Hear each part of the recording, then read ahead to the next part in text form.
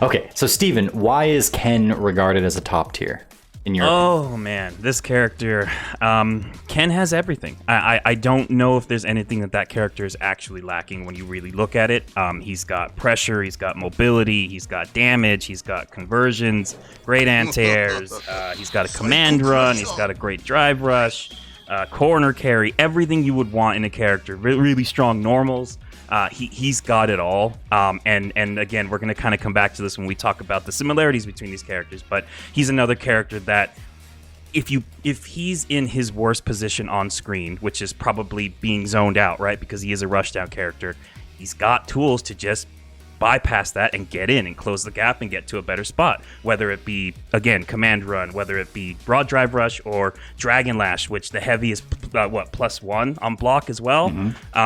He's got ways in, and he's got so many things that he can throw at you that it's so hard to keep looking for all of them all the time. Eventually something gets in, something slips through, and it leads to big damage. It leads to corner carry.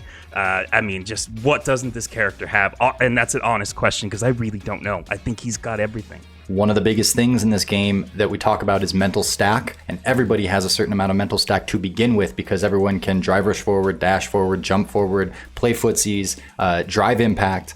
And so everybody already has those tools. But then if a character has a handful more, Ken has a run, Ken has the dragon lash, you start to get overwhelmed. And it's not that any one of these moves is particularly unbeatable, but putting them all together and saying that the other person has to juggle so many more balls at once. And if they are wrong, and you will be wrong, then Ken can take a really, really effective advantage of that, take you to the corner, and we've all been in the corner with Ken. I don't even think we've talked about Jinrai kicks yet, right? Yeah, but he's got options. So another way of saying it might be that he has options for days in the neutral to engage, and then of course once he has engaged, he's going to take you to the corner, and there his options only grow in terms of the offense, the rush down from there. John, did you have any more notes on why Ken is particularly good? So his standing, heavy punch, and crouching medium kick ranges are where you do not want to be at. They are very far reaching, they're fully cancelable, and then he can do stuff like his Dragon Lash and his Jinrai kicks, basically to keep his options from right at that range. You do not want to be at that spot on screen, and Ken has just a million ways to get there and stay there. You guys are talking about his corner carry, so when he does actually hit you with that, you get put in the worst spot in Street Fighter 6 where you do not want to be, which is the corner. Everyone sucks in the corner. And about the only good part about playing against Ken and doing with this is that you're going to get really good at being in the corner and defending against it, because that's where 90% of your life is going to be when you play against this character.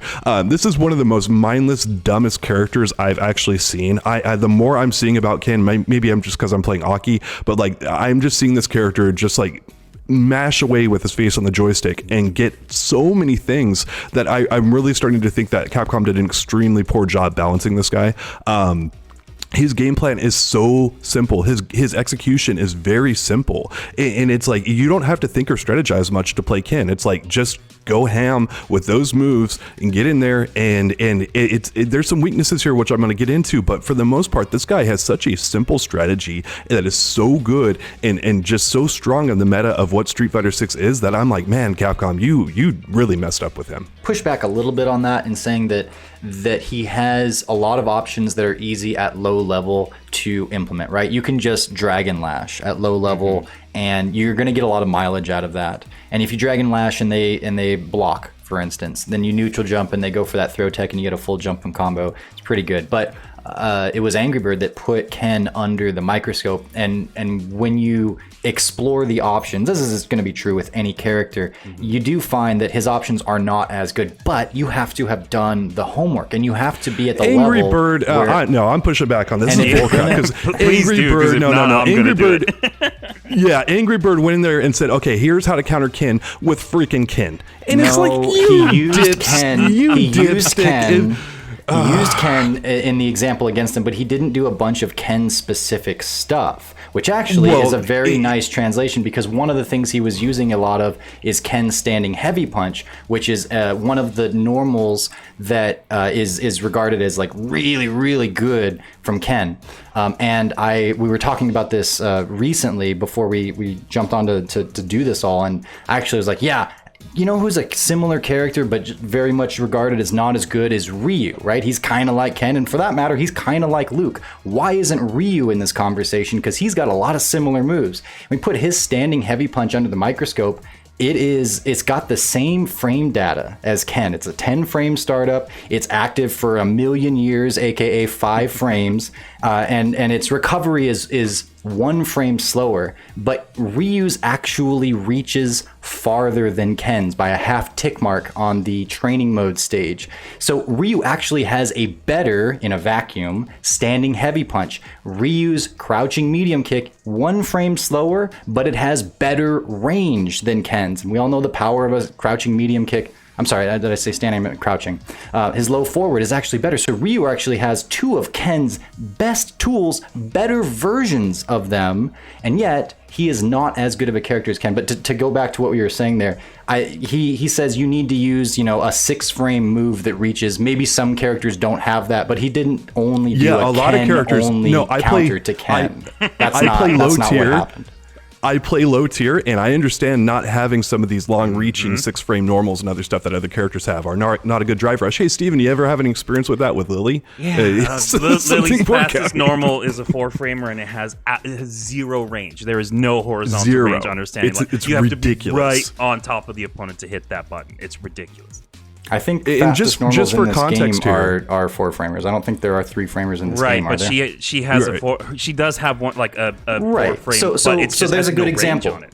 That's a good example because I agree that Lily's crouching light punch, for instance, her fastest move is balls in a lot of situations where others like Luke might get more advantage of it. It's her standing light kick. Yeah, standing light. And her crouching light punch is 6 frames. Okay, so standing light kick. Her standing light kick is 4, and her crouching light punch, which is really good, but just for context here, it's not the 4-framers that a lot of other people have. It is a 6-frame startup normal. Sure. Yep. So, but if you're Lily and you want to apply to, say, what Angry Bird was talking about in his anti-Ken video, which if you guys are having a hard time with Ken, it's worth checking out, even if you don't play Ken. Here's why.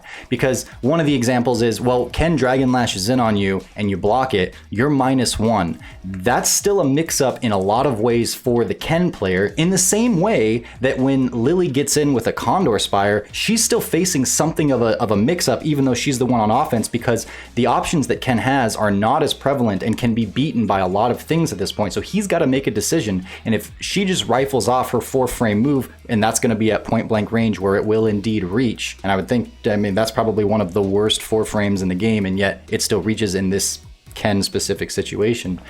She's going to beat most of his options. He's got to specifically beat that, and then his options to beat her there are maybe, off the top of my head, I guess it's a jab. So like, how much is a jab going to lead into? It's going to have to spend some meter and such. But my point is that there is general strategy that goes into what Angry Bird was saying in this anti-Ken. It's not just you have to play Ken to beat Ken, and I disagree with that as like the general view of that video.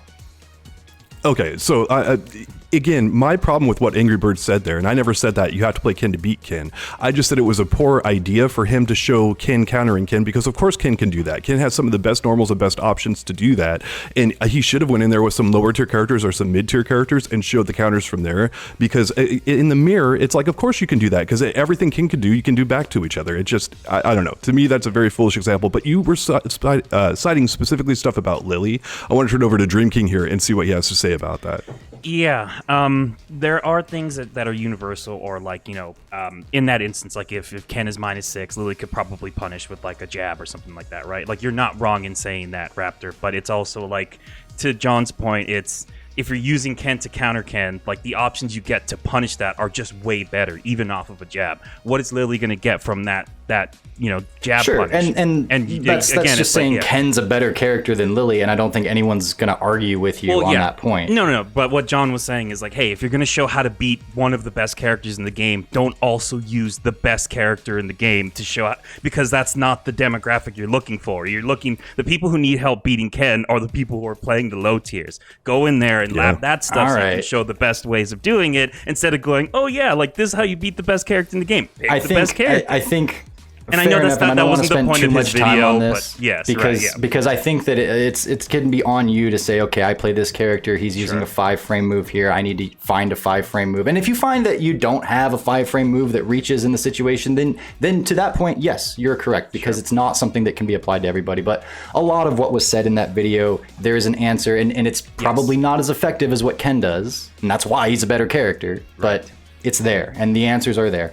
That said, we're talking about Ken as one of the absolute best characters in the game. He does have advantages and such, and I think we've rounded most of those out there. I want to jump over to JP. Yeah, who's no, also... before we move on, I do want to talk about how to beat Ken besides what Angry Bird did as this crappy ass guide that even his training partner can agree with here. See how you beat Ken is you pick Luke, or you pick JP, or you pick Ken. Or you pick Ken, yeah. So right. Okay, so we've been talking about standing at the standing heavy punch range and other stuff like that. Don't be there ever.